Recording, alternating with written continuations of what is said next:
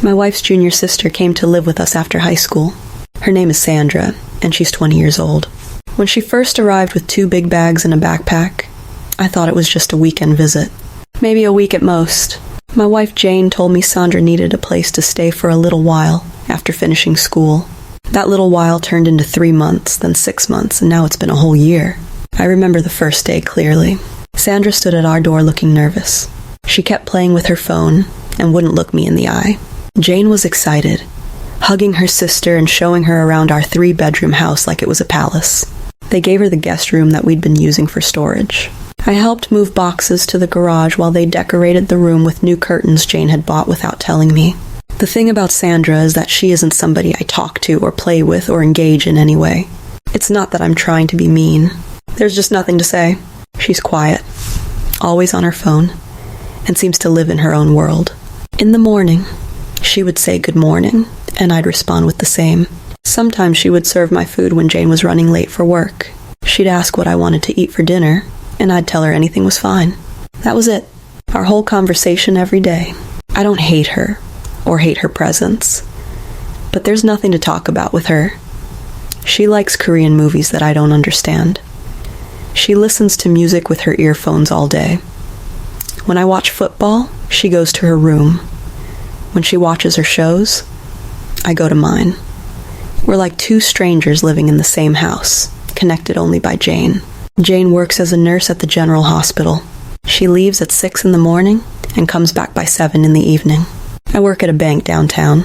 I leave at 7:30 and return by 6. This means Sandra has the whole house to herself for about 11 hours every day. We don't have children she needs to take care of. No dog to walk. No special duties. She just eats, watches movies, and sleeps while we are away. At first, Jane said Sandra was looking for a job. Every week, Jane would ask her about job applications and interviews. Sandra would nod and say she was trying. After 3 months, the job search talk stopped. Jane said Sandra needed time to find herself. I didn't understand what that meant, but I kept quiet. It wasn't my battle to fight. Our grocery bills went up. The electricity bill increased because someone was home all day using the TV and air conditioner. The water bill jumped too. Jane never complained, so I didn't either. But I noticed. I always notice these things. Sandra had a routine. Wake up at 10, eat breakfast while watching TV, take a shower, watch more TV, eat lunch, sleep, wake up at 4, start cooking dinner. That was her life Monday to Friday. On Saturdays, she went to church for youth service. On Sundays, she attended the main service and came back by 2 in the afternoon. One Tuesday evening, something changed. I came home and found Jane and Sandra sitting close together on the couch. They were whispering. The moment I opened the door, they stopped talking and moved apart. Sandra quickly stood up and went to the kitchen. Jane pretended to be interested in the TV remote. "Everything okay?" I asked. "Yes, everything's fine," Jane said, but her voice was higher than normal. This became a pattern. Every evening, I would catch them whispering. They would be talking in the kitchen and quickly stop when they heard my footsteps. Once I stood outside the door and tried to listen, but their voices were too low. I could only hear Sandra crying softly and Jane consoling her.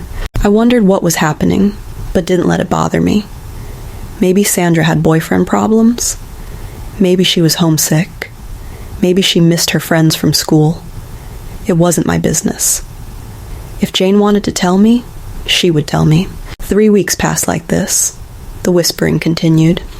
Sandra started looking different. She wasn't eating much at dinner. Her face looked swollen in the mornings. She stopped going to church on Saturdays, only attending Sunday service. Jane started buying her special juice and fruits that she never bought before. One Thursday night, after Sandra had gone to bed, Jane sat next to me on our bed. She was playing with her wedding ring, which she only does when she's nervous. "We need to talk," she said. "Okay, what about?" "It's about Sandra." I put down my phone and gave her my full attention. "She's pregnant," Jane said. The words hung in the air. I wasn't shocked. Something in me had suspected this. The crying, the whispering, the swollen face. the special foods. It all made sense now. She's been pregnant for 3 months, Jane continued. I've been pressing her to mention the name of the person who got her pregnant, but the girl is not saying anything. She just cries whenever I ask. Jane was studying my face, expecting me to be shocked or act in a certain way, but I stayed calm. Don't push her too much, I said. Give her space. She'll come clean when she wants to. Forcing her will only make her close up more. Jane's face changed. Her eyes narrowed and she moved back a little. Or you know something about it? She said. Her voice was cold now. She's not talking, but you're telling me not to push her. Is there something you know that I don't know? I felt my chest tighten. What do you mean? I mean what I mean, Jane said, standing up now. You're a man. You're here all the time with her. If it's you, say it so we know what to do before it gets out of hand. The words hit me like a slap. My own wife was accusing me of sleeping with her sister. Her 20-year-old sister who I barely talk to. Jane, are you seriously asking me this? I'm not asking. I'm telling you to speak up if you have something to say. You think I got your sister pregnant? Your sister that I don't even have conversations with? Conversations are not needed to make a baby, she said. I stood up too, feeling anger rise in my throat. I wake up every morning, go to work, come back home to you. When have I ever given you a reason to suspect me of something like this? Things happen, she said. You're a man. She's a young girl living in our house. These things happen all the time. Not in this house. Not with me. Jane didn't apologize. She just looked at me with those suspicious eyes and went to the bathroom. I lay in bed, my mind racing. How could she think this of me? After 5 years of marriage, this is what she thinks I'm capable of. I didn't sleep that night. I kept thinking about all the times I'd been faithful, all the opportunities I'd had to cheat but didn't take. My colleague at work, Patricia, who always flirted with me. The client who gave me her number and asked me to call her for non-bank related matters. The neighbor who always wore short dresses and found reasons to talk to me when Jane wasn't around. I never encouraged any of them. I came straight home every day. And this was my reward? To be suspected of sleeping with her sister? The next morning was Saturday. Jane went to the hospital for her weekend shift. Sandra stayed in her room. I made my own breakfast and ate alone. Around noon, I heard a knock on my door. Come in, I said. Sandra entered, looking scared. Brother, I want to tell you something. This was the longest sentence she'd ever said to me. Sit down, I said. She sat on the edge of the bed, far from me. I know Sister suspects you. I heard her asking you yesterday. I'm sorry. It's not your fault.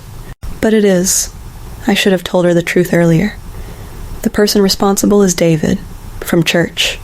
He sings in the choir. Does he know about the pregnancy? No, I haven't told him. I'm scared. You have to tell him. And you have to tell your sister, too. Sandra nodded and left my room. That evening, she told Jane about David. Jane didn't apologize to me. She acted like she never accused me of anything. She just said, So it's that David boy? I know him. Let's go to his house tomorrow. Sunday afternoon, after church, Jane drove to David's house with Sandra. I stayed home. They came back 2 hours later. Jane was satisfied. David had accepted responsibility and promised to marry Sandra after she gives birth. His parents were involved now. Everything was being handled, but my problem remained. How easily my wife suspected me. How quickly she jumped to the conclusion that I could do something like that. It hurt more when she didn't want to accept her mistake. No apology. No acknowledgement that she was wrong. That night I tried to talk to her about it. Jane, you haven't said anything about what you accused me of. What accusation? I just asked a question. You didn't just ask a question. You suspected me of sleeping with your sister. I was just making sure. As if it's impossible. Don't we hear such stories all the time? Brothers-in-law sleeping with sisters-in-law. It happens. But I'm not those men. I'm your husband. You should know me better. Nobody really knows anybody, she said and turned off the light. I lay there in the dark, feeling something break inside me. 5 years of being a good husband meant nothing. One situation and she immediately thought the worst of me. I don't think I can forgive this. A husband should be doing something wrong for a wife to suspect him this way. If I was always coming home late, if I was always on my phone hiding messages, if I had a history of cheating, then maybe her suspicion would make sense. But I've never done any of those things. The fact that I was the first person she suspected makes me see how low she thinks of me when it comes to loyalty. Not David from church. Not some unknown boy from the neighborhood. Me. Her husband. The first suspect. I tried again to make her understand how hurt I was. Jane, you really hurt me with your suspicion. I need you to understand that. You're overreacting, she said. I asked a simple question. If you were innocent, which you were, then there's nothing to be angry about. So if I ask you tomorrow if you're stealing money from your workplace, you won't be angry because you're innocent? That's different. How is it different? Just forget about it. What's done is done. Sandra knows the father. The father has accepted. Everyone is moving on. Why are you stuck in the past? She doesn't see anything wrong with her assertion. To her, it was just a reasonable question to ask. To me, it was an insult to my character and our marriage. I've made a decision. I don't back down easily, so I will pay back. Not in a mean way, but in a way that will make her understand how it feels.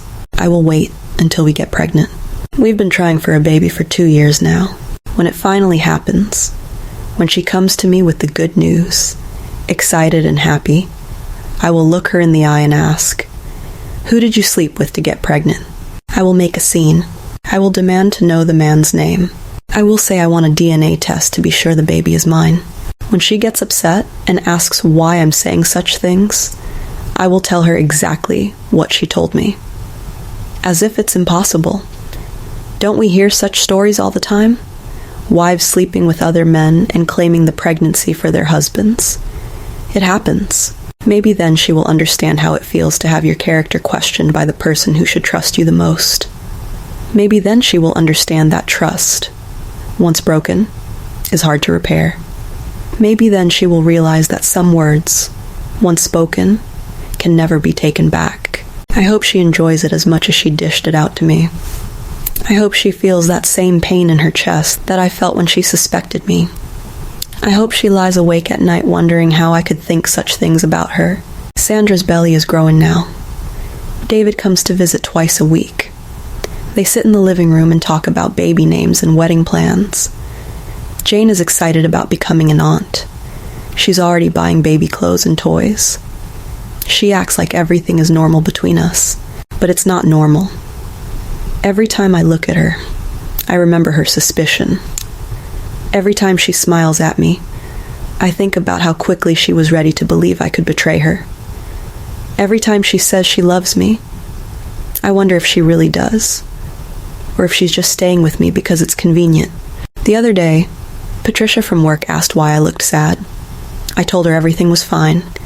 She said if I ever needed someone to talk to, she was available. For the first time, I actually considered taking her up on that offer. Not to cheat, but just to have someone who might understand. But I didn't. Because unlike what my wife thinks, I'm not that kind of man. I'm the kind of man who goes to work, comes home and stays faithful. I'm the kind of man who helps his sister-in-law move into his house without complaint.